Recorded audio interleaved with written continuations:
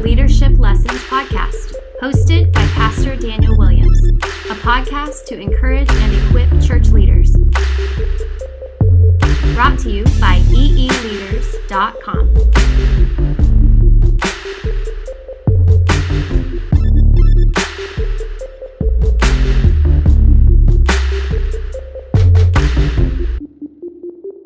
Hello everyone, welcome back. We're talking today about investing in your team. I'm so excited about this. I love relationships. I love serving Jesus with people. And this is such an important topic and subject for us as church leaders, because in order to get great things done, we have to be a part of a great team.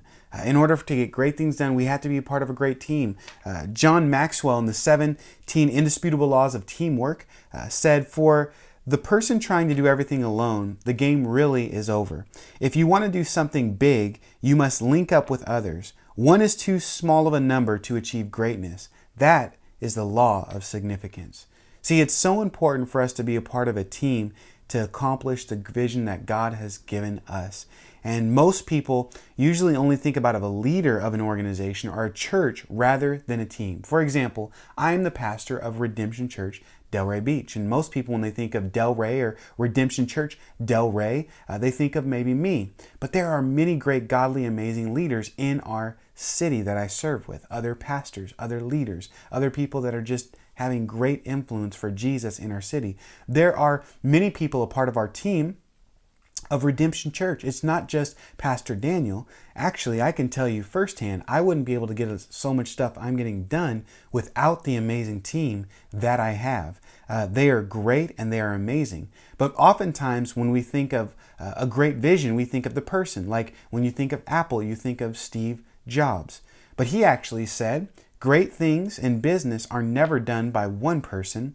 They are done by a team of people. And see, we are in the greatest business of all, making disciples as followers of Jesus. And we have the best mission in the world. And so we're to do this mission with other people. And God actually has ordained teams to accomplish His mission and to get work done and to equip His body. Ephesians 4:11 through 12, you're probably familiar with these verses. But it says that He, God, gave the apostles, the prophets, the evangelists, the shepherds, and the teachers to equip the saints for the work of the ministry, for the building up of the body of Christ. See, God gave the church a team to equip the church. And for so many of us, because we're church leaders, we're a part of a team, and that is a good thing. And so we're probably even leading some teams as well. And so today in this episode, I want to talk to you about how do we invest in our team members. And I wanted to do this, and the first person I thought of about interviewing was Pastor Kelly. He's been an assistant pastor for many years in our area, Boynton Beach, and actually is a part of the Calvary Chapel Fort Lauderdale family. Boynton Beach is one of their campuses. And so he's been faithfully serving Jesus and serving with a lot of different teams. And just being able to sit down and talk with him and glean wisdom was really a joy. We had a great conversation before we got on camera, during the camera, and then even after we turned the camera off. And so, man, it was just a blessing to be able to sit down and glean from him. And I know that you're going to enjoy it as well. And so here's my conversation with Pastor Kelly talking about investing in your team. Well, hello everyone. We are here with my good friend Kelly. Kelly, before we get into talking about teamwork today and teams, give us just a little introduction about yourself and ministry experience. Ministry experience. Well, so as you said, my name is Kelly, and I've had the privilege of being on staff at a campus of Calvary Chapel in Boynton Beach since 2006. I've served in many different roles, from like cleaning the toilets to overseeing worship, student ministries.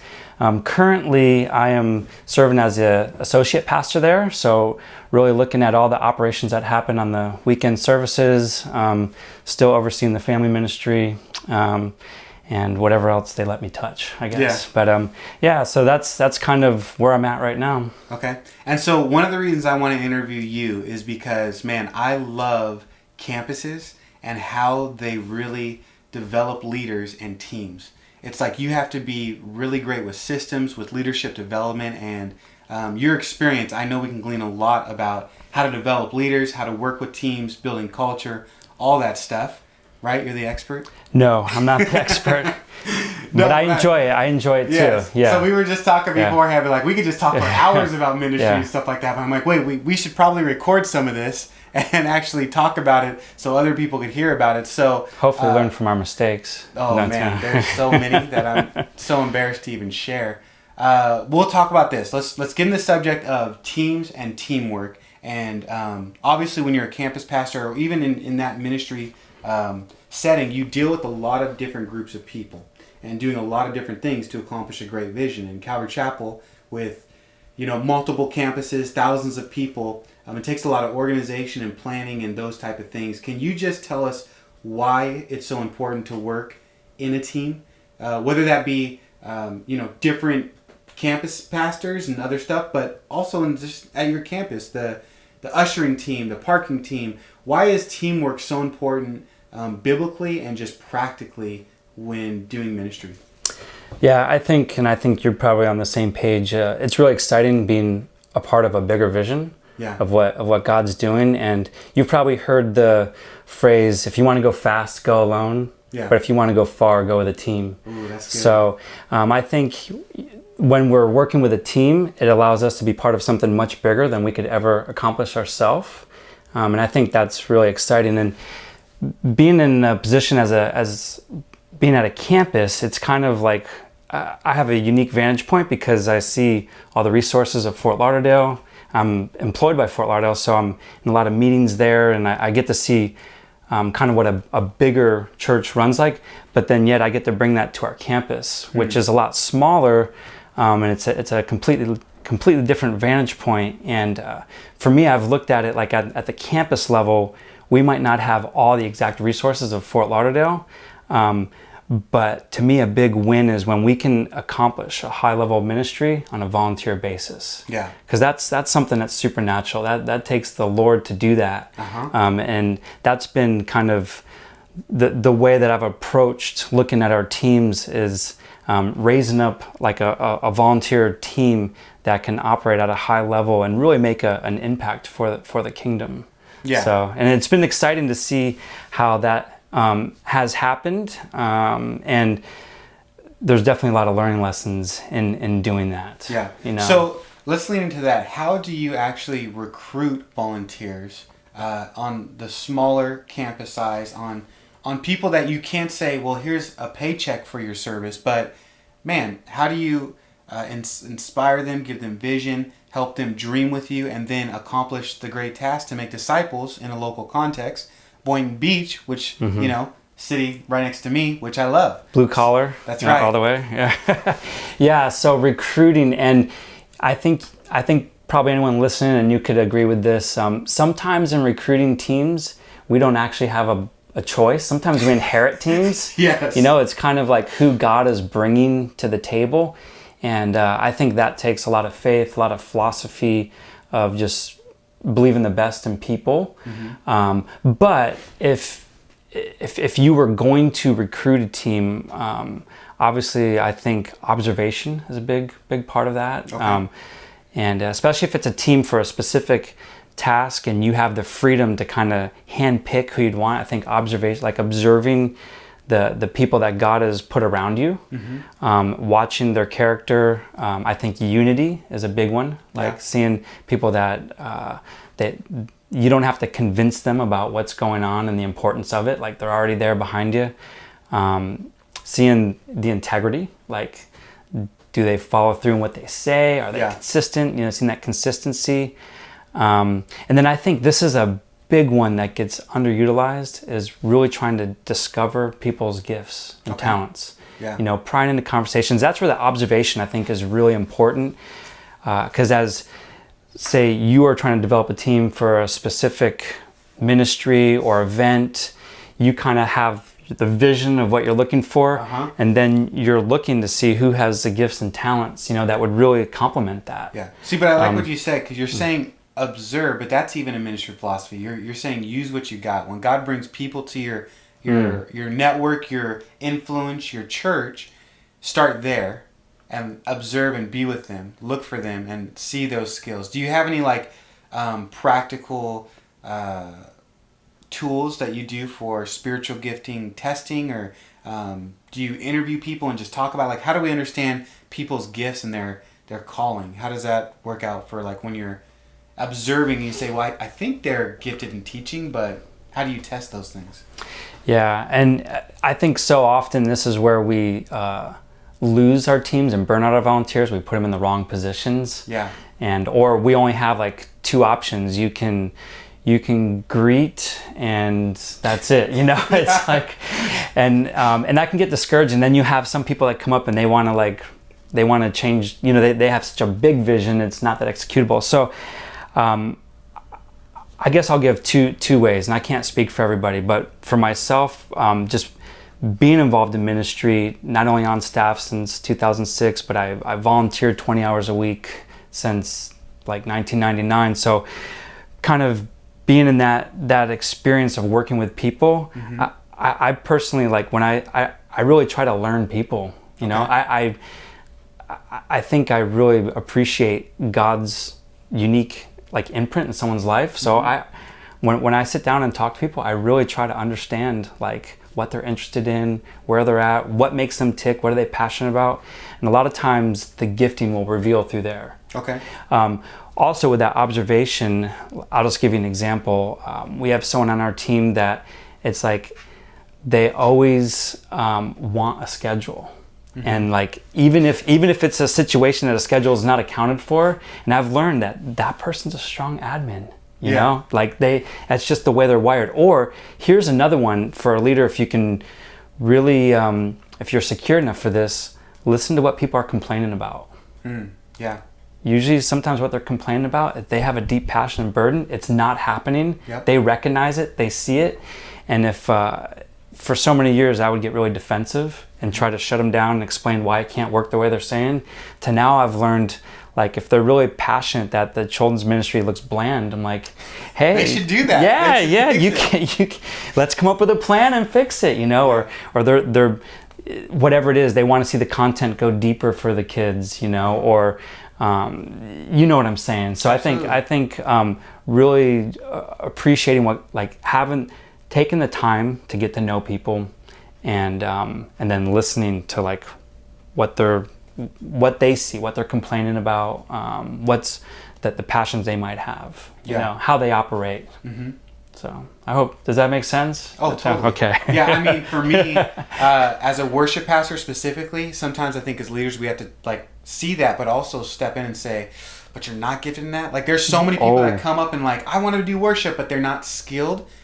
And it's okay to say, no, God has another place for you. Because you're going to be frustrated, or maybe even people make fun of you mm-hmm. if you're off key, and people notice that. And so it's a lot easier in the worship world, but in other places, it's just like that. As a leader, we need to place those people where God wants them to be, and to help them through that, So yeah, that is a hard place to be, when someone's really passionate about something, and you have to be the one to kind of break the news to them. Uh-huh.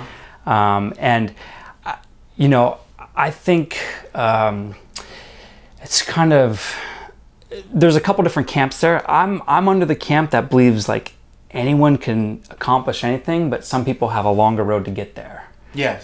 So if someone really wants to be on the worship team, but they don't have a lot of natural talent, mm-hmm. Not that I would say, hey, you're going to be on the worship team, but there would be some steps along that process, take music classes, do this training, get some vocal. Like I could champion you, but at the same time going, I think there's going to be quite a ways to get there. How bad do you want to fight for that? Yeah. And on the other hand, that same person, I would try to dangle something else that I see them interested in, mm-hmm. to try to divert that attention into something that is going to be their sweet spot.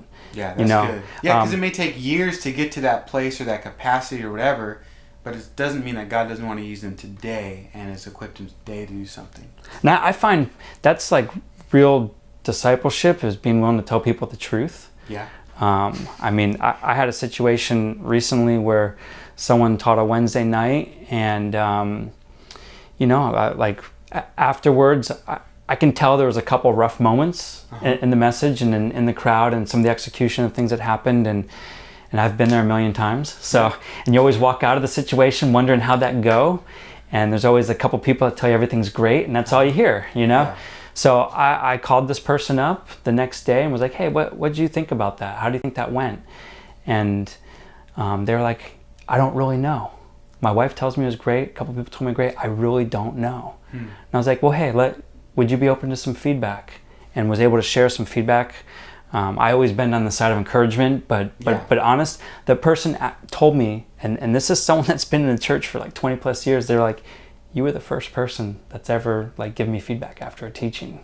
Yeah. They were so blessed. They were so, I think, energized even by that, you know? Yeah, because if you do it in a way out of love, we're just supposed to speak truth and love. We want people to get better, to accomplish the vision. It's greater than just ourselves. And sometimes we have to say, we may not be the person to do that vision. I may not be the leader. You may not be the leader.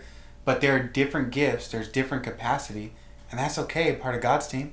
The Bible says that we all have different gifts, different capacity, and we're all to do it together for the glory of God, and that's okay.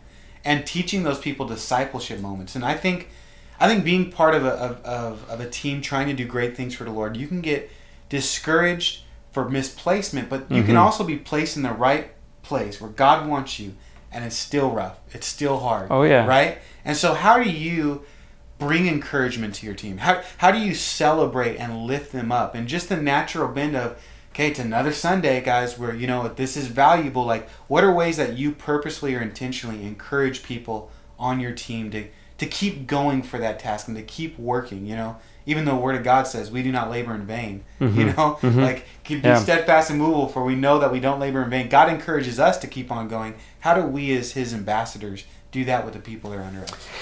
Yeah, there's, once again, I'm going to just focus on two ways. The first one, just to directly answer your question, I think learning how to see the fruit, learning how to see what God is actually doing. It's so often, especially when you're involved in the trench, hands-on, you're usually going to see what's gone wrong. You have in your mind what you want, and what executed might not have been at that level. Yeah. Everyone from the outside thinks everything was amazing, but you walk away frustrated.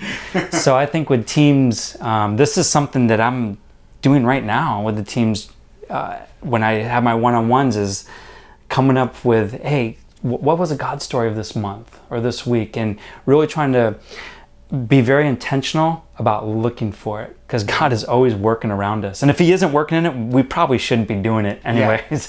So, but those God stories, they're so energizing. I mean, just us talking before this, you tell me the God stories about the benevolence and community, it was amazing. It's energizing. So we can get so cynical, we can move so fast that it's important to stop and see the God story. So for me as a leader, I'm trying to build our teams to look for those and highlight them. Yeah. The other one is, and this goes along the lines of being involved in doing what you're gifted to do in your sweet spot. Passion-based ministry is when you're building these teams and you know that the person has the right giftings for something and they have a lot of passion and vision for that, I think they are going to be more willing to work through a lot more adversity. Yeah. Because as you're saying, like, we're going to have adversity, and as a leader looking back and before you launch something that's going to happen, you can see everyone really excited, but you're looking like 2 months, 3, 4 months. Are they going to have the steam to carry through that? Yep. And when someone has a really deep burden, they're going to be, and passion, they're going to be more willing to push through those barriers. So I think that's part of really trying to align where we're working in our sweet spots. Because if we're working in our sweet spot, we're going to fight through that discouragement differently. Yeah. How do you develop people in their sweet spots? So say they are passionate, they are gifted.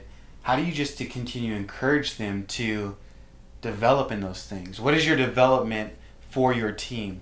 One thing I noticed is you develop through relationship. Because you said, my one-on-one meetings. Like, what does that look like? Like, so can you give a little bit more detail or dig down a little bit deeper in what does a one-on-one meeting with the Kelly, Pastor Kelly, look like? Like, you know what I mean? But I just feel like, well, what is that? What are those things? Because it seems like you're already doing that, you know, with your team. Yeah. So these one-on-ones I'm talking about are with direct staff that I'm working with, and it's a format I've been working on for about 2 years, and currently it's kind of like a checkpoint of looking back at the past month, and there's some questions in these one-on-ones that are it's very easy for us to go through and give the spiritual answers. I woke up, I did this, and this is what I did. So these one-on-ones, I pose questions like, what would be a verse that describes last month for you? Oh, and that's good. And it's kind of, and then I say, what would be a verse to describe that and why? So I'm trying to assess and hear how God is speaking to this individual person. And I want them to think about it. Yeah. I want them to have the freedom to really be honest and to really look back and look at it in just 1 month increments, because you could have had a terrible 6 months and then yesterday had a great day, and we were doing our one-on-one, you're like, oh, things are great. God showed me this yesterday. Wow, that's wise. But we're not talking about the past month, you know? So, or vice versa. You have a great 6 months and one low day, and you're like, and you've been. Yeah, that's good. So that's just these month-to-month questions, verse. I asked for the God story. Okay. And this specific team is starting to kind of go, like they weren't thinking about the God stories. Now they are. Because they know they have to give an account and be like, oh, he's going to ask me about the God story. Exactly. It's making them think about it, So now they're actually embedded looking for a God story when they're with the team and this, that, and the other. Because they know accountability is going to help. They're going to be asked about it, you know. Even if they're scrambling in the first couple months, but now it starts working routine.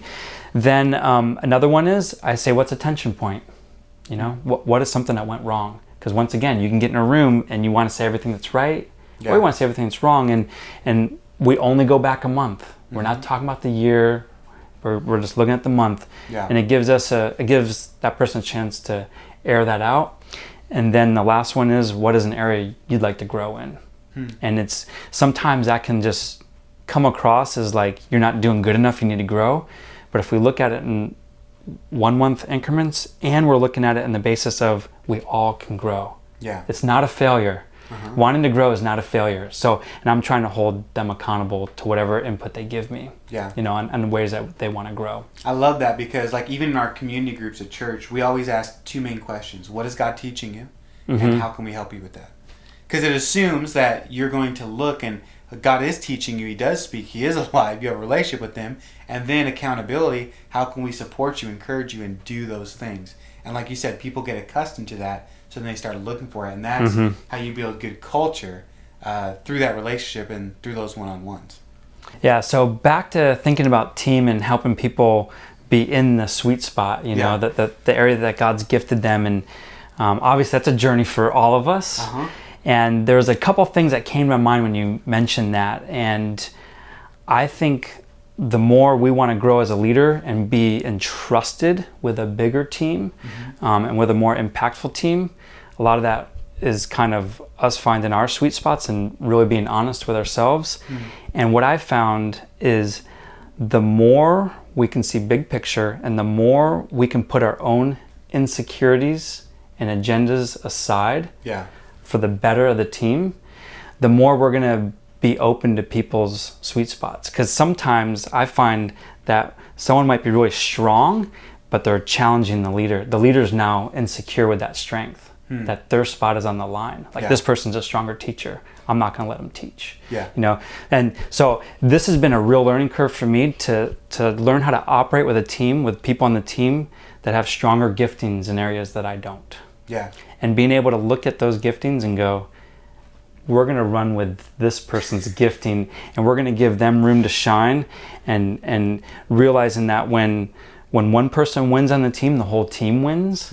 And really, as a leader, what I'm finding, the more I'm able to do that, the more God entrusts me with a bigger team. It's amazing. I remember being on a band, and it was a running joke that even though I was a singer-songwriter and the main vocal, the leader of the band, I was the worst musician on the band. And that's why we were good, right? Because I was just like, no, the main goal is not for me, but to elevate us. And if I want to elevate us, not only do I need to improve, like you said, work through my insecurities and stuff, but also embrace the grace that God has on people's lives and say, we're using all of it to ultimately glorify Him. It's not glorifying me. I'm running the team. I'm the lead singer, but boom, we do this thing together, and that makes better teams. And I think that's why it's so important for us to walk in love as leaders and as team members. How important is that? Is love, trust, and just relationship in a team to be able to do great things? Yeah, I mean, I think it's essential, really. I mean, Jesus says he'll know us by our love. Yeah, I probably misquoted that, but they'll know each other. They'll know one another by. They'll know. I misquoted it. Yeah, I don't know. You get it though. That's right. It's in the Bible. Yeah. So they'll know one another. They'll know our love. I'm moving on. Yeah. We'll put it in there. We'll slide it in there. That's right. Okay. But you understand that, and I think if we want to have, if we're doing kingdom work and we want to have eternal impact, it's the relationship part is essential. I mean, that's what's going to dive deeper into, I think, people's hearts and into people being open, people being transparent. I just believe those are the arenas that God is going to work. If we want to be superficial and just produce something, and there's people that do it well, and I don't I love production. I think it's really cool. Like I used to think it was unspiritual, but I think it's pretty cool.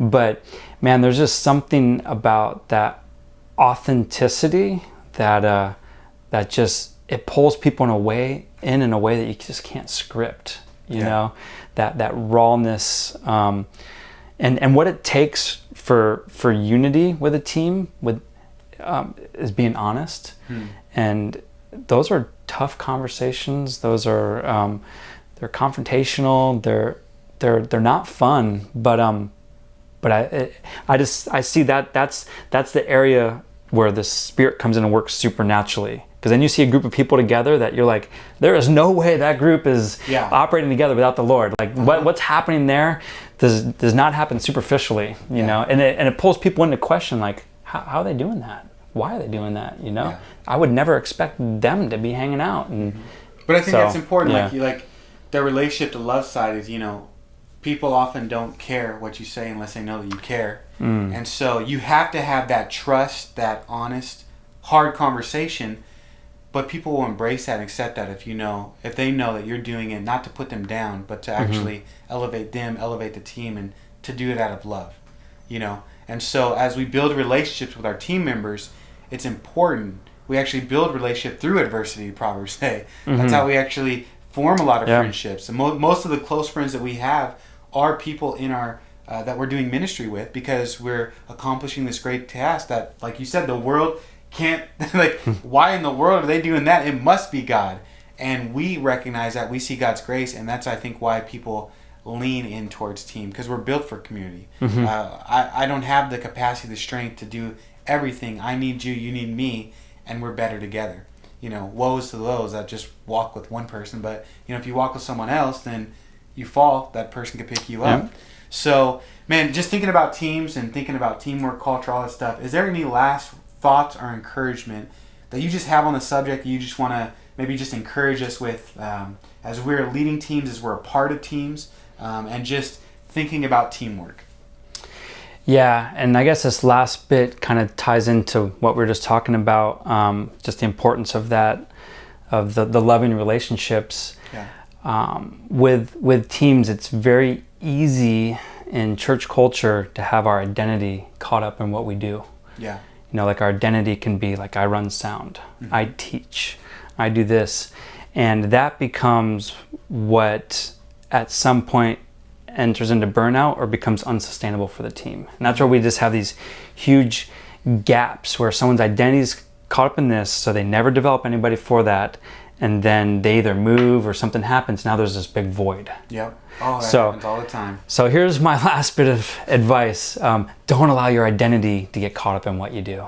Allow it to be in the Lord and what Jesus has for you, being fresh and open, that knowing that each one of us are uniquely different, and as much as we like to compare and we can learn from each other, it's like He has such a unique path for each and every one of us individually.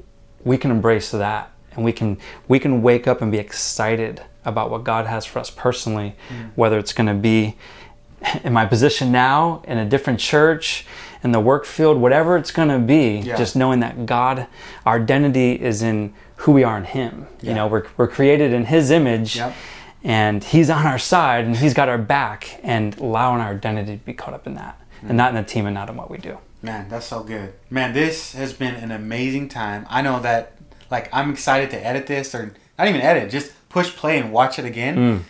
Because sometimes when you're talking, I'm like, oh, I wish I need to write those 4 questions down and stuff. So I'm glad that there's actually notes, the summary. We'll work on that. And, you know, I've even noticed just a blessing of being a part of a team with EEleaders, this podcast. And this is going to be on season 2. And there's even more interviews in season 2 because I just love connecting with people and seeing their gifts. And I see that in you. I see that you're being used by God in such a great way. And you are gifting this, passionate about it. Like we said before, even when we started filming, we could talk about this for hours. It's our life. We love it. And so I appreciate what you're doing in our area, my neighboring city, Boynton Beach. That's right. That's right. So I hope that was a blessing to you. And man, thanks again so much, Kelly, for just sharing that wisdom with us, dropping the encouragement, and just doing what you do, man. Appreciate it. Awesome. Well, in order to be a part of a healthy team, you really need to know your strengths and your weaknesses, and your team members' strengths and your weaknesses. When we do this, we're able to support one another rather than comparing one another. And this is exactly what David Baldwin's talking about in his one piece of advice. He's saying you need to know your one thing. What's your purpose? What's your mission? What are your strengths? How do you identify them and live for that? Know your one thing. If we're all about Jesus, we're going to bend our lives and gear our lives towards Him and His mission and His will. And so it's good to identify that and to live it out. And this is something that David Baldwin has really done, lived out this one thing to just make disciples. And it's looked differently in his life. For a few years, he actually was a part of Redemption Church, Delray Beach. I remember I was teaching and he came in as a visitor, and there was 12 people when we were meeting downtown in Delray Beach. And he said the reason he stayed was just because I had so much joy and smiling as I taught. And we built a relationship, and he just learned what it looked like to be missional and to make disciples, and really so much so that he decided to leave our church in a good way because he wanted to be missional in the city next over where he lived in Boca. And so he was with us for a few years making disciples, and then went to Boca, actually went on staff at Boca Community Church. At the time I filmed this one piece of advice, he was the Church United director for Boca Delray area, because he was all about making disciples, and it looked differently. Currently, you could be praying for him. He actually just is starting to plant a micro church in Boca. I just recently texted him back and forth this last month, and he's already seen 2 people get baptized and saved. And so it's just really incredible to have this guy that lives out his faith. And it's a simple one piece of advice, but I just want you to know the backstory, that this is a guy that loves Jesus, is making disciples, and it may look differently, but he knows his one thing, to give glory to God with his life, and he's doing just that. So be praying for him, and here is his one piece of advice video. You're listening to One Piece of Advice, brought to you by EEleaders.com. A ministry to encourage and equip church leaders.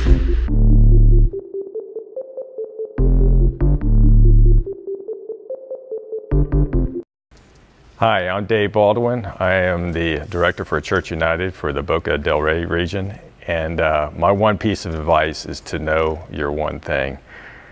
And for me, I get a lot of inspiration from King Solomon.